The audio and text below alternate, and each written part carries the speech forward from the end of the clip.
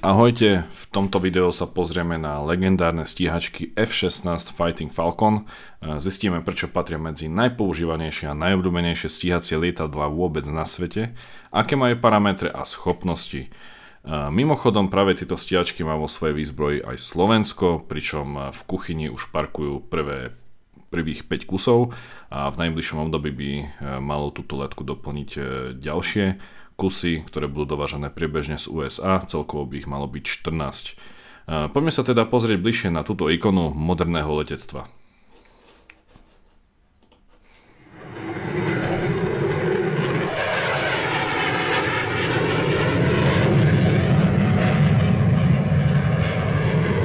Toto je interiér stíhačky F-16 Fighting Falcon. Na pravej strane je páčka so všetkými jej funkciami. Je zaujímavé, že sa pohybuje len o štvrť palca. Ale nenechajte sa oklamať jeho obmedzeným pohybom, pretože toto lietadlo dokáže otočiť akýmkoľvek smerom. Rovnako ako v tejto animácii, ak pohnete páčkou doľava, lietadlo sa bude klopiť doľava. Je to spôsobené silou pôsobiacou na opačné strany klapiek. Pozrieme sa aj na základný krok, za krokom postup naštartovania stíhacieho lietadla. Nezabudneme ani na proces odpálenia rakety AIM-120 v základnom formáte a na surovú silu tohto vzduchom chladeného, elektricky spúšťaného rotačného kanónu v štýle Gatling. Ako nestranný kanál musíme spomenúť výhody aj nevýhody tejto stíhačky. Takže zostaňte s nami a nič vám neunikne. Toto je General Dynamics F-16 Fighting Falcon, najviac vyrábané vojenské lietadlo v histórii. F-16 sa stal jedným z najpopulárnejších a najznámejších stíhacích lietadiel na svete, pričom doteraz bolo vyrobených viac ako 4500 kusov. Táto stíhačka bola navrhnutá ako náhrada za zastarávajúci F-14 Tomcat, ktorý bol inžinierským zázrakom so svojím šípovým krídlom a vysokou manevrovateľnosťou a zostáva jedným z najslávnejších lietadiel, ktoré používalo námorníctvo. F-16 bola postavená na základe nezvyčajnej dohody, ktorá vytvorila konzorcium medzi Spojenými štátmi a 4 krajinami NATO – Belgickom, Dánskom, Holandskom a Norskom. Má dĺžku 14,8 metra alebo 49 stôp a 5 palcov, pričom rozpätie krídel je 9,8 metra alebo 32 stôp a 8 palcov. Výška lietadla je 4,8 metra alebo 16 stôp. Porovnajme to s priemerným človekom, aby sme si lepšie predstavili jeho veľkosť. Ešte lepšie, porovnajme ho s inými stíhačkami, napríklad s MiG-21, slávnym sovietským lietajúcim projektilom. Tu je skutočné porovnanie veľkosti medzi rôznymi stíhacími lietadlami, najmä Dassault Rafale, Eurofighter Typhoon, F-14 Tomcat a MiG-29. Maximálna vzletová hmotnosť je 16 875 kg alebo 37 500 libier. Pre základné porovnanie je to takmer hmotnosť týchto 12 SUV, pričom toto lietadlo nazývajú ľahkým, jednomotorovým, viacúčelovým stíhacím lietadlom. V tomto kuželi sa nachádza Dopplerov radar ANPG. Vysiela energiu a impulzy a počúva, či sa nevráti nejaký signál. Pulzný Dopplerov radar sa líši od štandardných radarov tým, že dokáže sledovať ciele lietajúce vysoko aj nízko, bez toho, aby ho mýlil rušivý signál od Zeme. Tesne za radarom sa nachádza predný priestor pre elektronické vybavenie. Toto sú sondy AOA, teda snímače uhla nábehu, ktoré sa nachádzajú na oboch stranách lietadla a sú bežné aj na väčšine moderných dopravných lietadiel. Toto je anténa TVS v plnej forme počas skenovania. Ide o režim činnosti radaru, v ktorom radar prideľuje časť svojho výkonu na sledovanie cieľa alebo cieľov. Toto je HUD alebo v plnom znení head-up displeje. Vnútri sa nachádza prístrojová kabína a katapultovacie sedadlo, ktoré si podrobnejšie prezrieme v nasledujúcich videách. Len pre pripomenutie, toto je najnovšia verzia kokpitu F-16 Block 70. Bol to úplne modernizovaný kokpit pre prostredie moderného boiska. Ako môžete vidieť, vyzerá to ako bublinový kryt kabíny, pričom stĺpiky vzadu poskytujú nerušený výhľad, čo je užitočné v leteckých súbojoch. Tesne pod kokpitom sa nachádza tento otvor pre kanón a vo vnútri je umiestnený obrovský M61 Vulcan.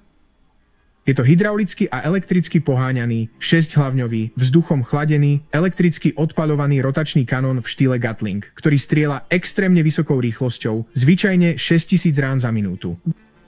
Takto znie, keď strieľa. Ako sme už viackrát spomínali, vojenské informácie sa vždy pohybujú v sivej zóne, kde je v tejto presítenej informačnej dobe ťažké získať výskum a dôveryhodné údaje. Malý objekt vyzerajúci ako plutva je horná anténa TACAN alebo v plnom znení taktický systém leteckej navigácie. Toto je anténa IFF, čo znamená identifikácia priateľ alebo nepriateľ. Je to elektronické zariadenie, ktoré vysiela vyhľadávací rádiový signál na jednej frekvencii. Vyvolanie odpovedacieho signálu z transpondéra IFF na inej frekvencii. V porovnaní s F-14 má jednu kormidlovú páku. To pomáha lietadlu zatáčať doľava alebo doprava. A tento obdĺžnikový objekt je navrhnutý tak, aby si zákazníci mohli pridať brzdový padák na zastavenie lietadla. Je zaujímavé, že toto sú vzduchové brzdy stíhačky F-16 a otvárajú sa presne takto. Medzi nimi je umiestnený jednomotorový General Electric F-110 alebo Pratt & Whitney F-100, ktorý produkuje približne 29,000 libier alebo 129,7 kN. Pozrime sa na základný proces, ako to funguje. Vzduch je nasávaný cez jeden vstupný nábehový otvor a palivo je vstrekované do segmentu prúdového potrubia, kde sa mieša s výfukovými plynmi a zapaľuje, čo vedie k druhej fáze spaľovania. Aby sa šetrilo prúdové palivo počas vzletu, stúpania do výšky alebo bojových manévrov, prídavné spaľovanie sa používa len v krátkych dávkach. Výfuková dýza je zložená z lamiel a je navrhnutá tak, aby sa vzdialenosť medzi nimi mohla zúžiť alebo rozšíriť, ako je to vidieť na týchto animáciách. Toto sa robí preto, aby sa znížilo zaťaženie motorov s prídavným spaľovaním, keď pracujú v plnom režime. Celý tento výkon je zásobovaný obrovským počtom 7 až 9 palivových nádrží. Pozrime sa, kde sú umiestnené. Palivová nádrž číslo 1 sa nachádza hneď za sedadlom pilota. Toto je palivová nádrž číslo 2, známa aj ako stredná časť trupu. Toto sú palivové nádrže číslo 3 a 4, známe aj ako nádrže na prívod paliva k motoru. Keď sa posunieme dozadu, máme krídlové palivové nádrže číslo 5 a 6. Môže tiež niesť približne 3 externé nádrže, 2 na krídlach a 1 pod trupom. Takže dokopy máme približne 9 palivových nádrží, ako je to znázornené tu v animáciách. Ako naštartovať tento stíhací lietadlo. Toto je riadiaca páka so všetkými tlačidlami a funkciami, ktoré sú tu označené. Ale treba si všimnúť, že sa pohybuje len o veľmi malý kúsok, asi o štvrtinu palca, ako je to ukázané v animáciách. Tu naľavo je ovládač ťahu. Len rýchla pripomienka, toto nie je správny spôsob, ako naštartovať lietadlo za $60 miliónov, ale možno vás to dostane zo zeme. Krok číslo 1. Zapnite hlavný ovládač. Krok číslo 2. Zapnite palivo pre prúdové motory a naštartujte dve možnosti. Krok číslo 3. Zapnite napájanie RVR. Krok číslo 4. Umiestnite umelý horizont do stredu. Krok číslo 5. Počkajte, kým otáčky motora dosiahnu 20. Krok číslo 6. Nastavte plyn do polohy voľnobehu, ako je znázornené v animácii. Krok číslo 7. Odomknite plyn a tlačte dopredu. Možno to dokážeš rozbehnúť. Keďže F-16 Fighting Falcon je viacúčelové stíhacie lietadlo, pozrime sa na niektoré jeho výzbroje a rozdelíme ich do 3 skupín. Číslo 1. Rakety vzduch-vzduch. Môže niesť rakety vzduch-vzduch ako napríklad AIM-9 Sidewinder, raketu vzduch-vzduch s krátkym dosahom a navádzaním infračerveným žiarením a slávnu AIM-120, raketu vzduch-vzduch so stredným doletom a radarom navádzanú raketu vzduch-vzduch. Číslo 2. Rakety vzduch-zem AGM-6-5 Maverick. Táto raketa vzduch-zem je schopná zasiahnuť rôzne pozemné ciele, ako sú tanky a iné pohybujúce sa vozidlá. Číslo 3. Bomby. GBU-39 je bomba s malým priemerom, ktorú sme videli v našich nedávnych videách. Lietadlo F-16 odhodí bombu a po niekoľkých sekundách otvorí krídlo a letí k cieľu pomocou GPS aj laserového navádzania. Teraz sa pozrime na základný proces lietania s týmto prúdovým lietadlom. Treba poznamenať, že ide o systém fly-by-wire. Ak potiahneme túto páku dozadu takto, lietadlo sa nakloní nahor. Ak ju potlačíme dopredu, lietadlo sa nakloní nadol. Toto sa deje preto, lebo tento pohyb páky spôsobí pohyb horizontálneho stabilizátora, známeho aj ako stabilizátor na F-16. Ak pohnete pákou doľava, lietadlo sa nakloní doľava.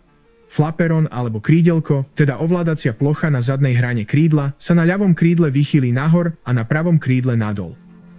To znamená, že na ľavej strane krídla je menší vztlak a na pravom krídle väčší vztlak a preto dôjde k náklonu.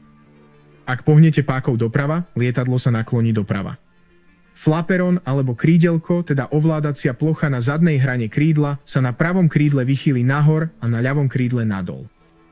To znamená, že na pravej strane krídla je menší vztlak a na ľavom krídle väčší vztlak a preto dôjde k náklonu. V priestore na nohy nájdete pedále. Počas letu tieto ovládajú smerovku. Ak dáte pravú nohu dopredu a ľavú dozadu, lietadlo sa vychýli doprava. Toto sa deje preto, že vychýlenie smerovky spôsobí celkové zakrivenie chvosta. Takže vztlak sa generuje doprava alebo doľava. Predstavte si chvost ako krídlo na boku. F-16 tiež používa lamely na nábežnej hrane. Znížením prednej hrany krídla zväčšíte odklon a tým získate väčší vztlak. Zdvihni to späť a budeš mať menší vztlak. Povedzme, že tieto sú ovládané automaticky a fungujú v spojení s klapkami. Pozrime sa, ako odpaľovajú rakety AIM-120. Krok číslo 1. Zapnite hlavné rameno. Krok číslo 2. Vyberte režim vzduch-vzduch. Krok číslo 3. Ako požadovanú zbraň vyberte AIM-120 AMRAAM. Krok číslo 4. Zamknite cieľ. Krok číslo 5. Stlačte uvoľňovacie tlačidlo.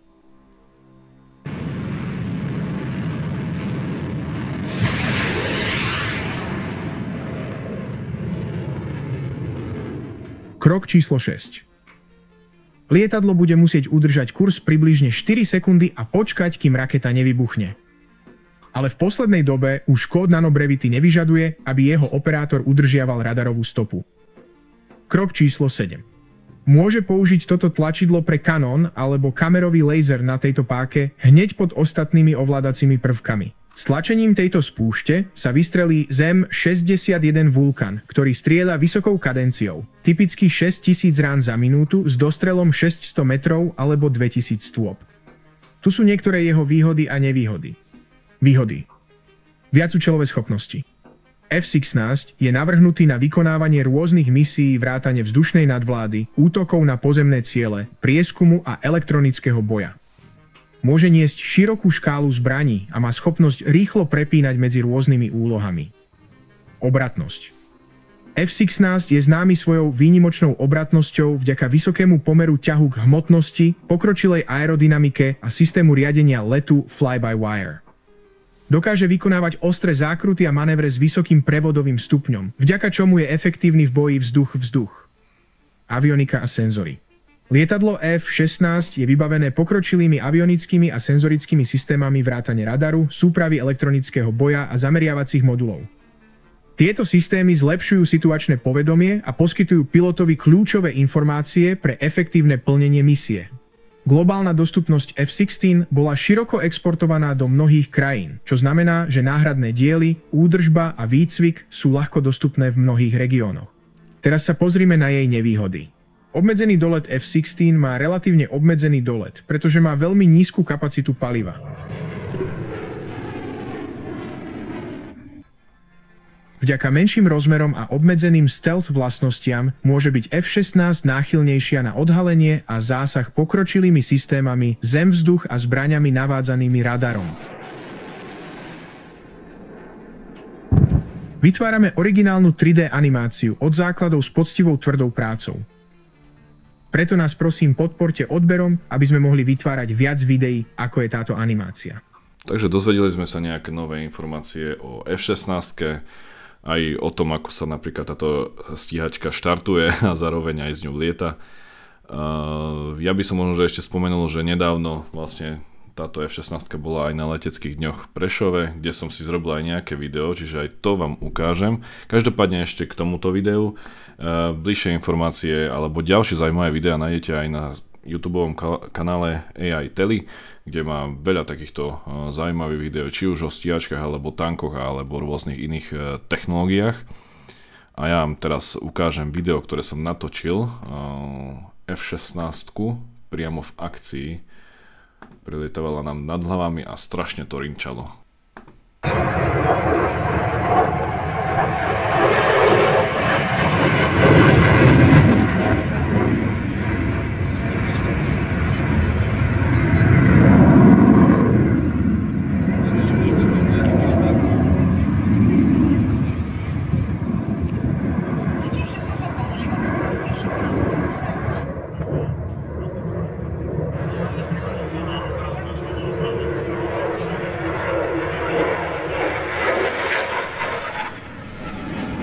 No, každopádne každému odporúčam túto stíhačku aspoň raz vidieť naživo a zažiť vlastne ten hluk, teda zvuk a všetko to okolo toho stroja. Každopádne ďakujem za zhliadnutie tohto videa a vidíme sa niekedy pri ďalšom videu a samozrejme nezabudnite dať nejaký like alebo aj odber. Tak, čaute.